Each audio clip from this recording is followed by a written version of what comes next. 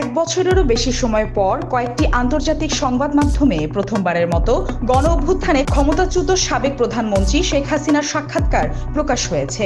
বুধবার প্রকাশিত এসব সাক্ষাৎকারে বিভিন্ন ইস্যুতে শেখ হাসিনার বক্তব্য উঠে এসেছে।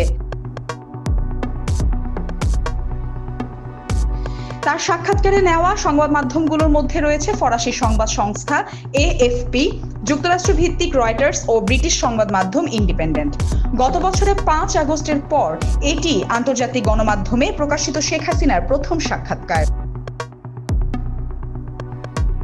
রয়টার্সের জন্য নয়াদিল্লি থেকে সাক্ষাৎকারটি ইমেইলের মাধ্যমে নেন কৃষ্ণা এন দাস, সরিতা চাগান্তি সিং এবং ঢাকার রুমা পাল।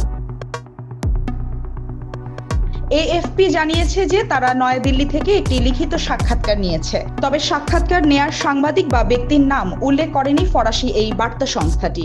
এদিকে দ্য ইন্ডিপেন্ডেন্টের মারুশা মুজাফফর হাসিনার সঙ্গে কিভাবে যোগাযোগ করেছিলেন তা উল্লেখ না করেই সাক্ষাৎকারটি প্রকাশ করেন।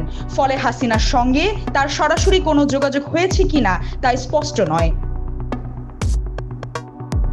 বর্তমানে দেশে শেখ হাসিনার দল, আওয়ামী লীগ এবং এর সব অঙ্গ সহযোগী ও ভাতৃপ্রতিম সংগঠনের যে কোনো ধরনের প্রকাশনা, গণমাধ্যম, অনলাইন ও সামাজিক যোগাযোগ মাধ্যমে যে কোনো ধরনের প্রচারণা, মিছিল, সমাবেশ ও সম্মেলন আয়োজন সহ যাবতীয় কার্যক্রম নিষিদ্ধ ঘোষণা করা হয়েছে। জুলাইয়ের গণ অভ্যুত্থান, সহিংস দমনপীড়ন ও আওয়ামী লীগ সরকারের সময় গুমসহ একাধিক অভিযোগে শেখ হাসিনার বিরুদ্ধে আন্তর্জাতিক অপরাধ ট্রাইব্যুনালে মানবতা বিরোধী অপরাধের মামলা চলছে।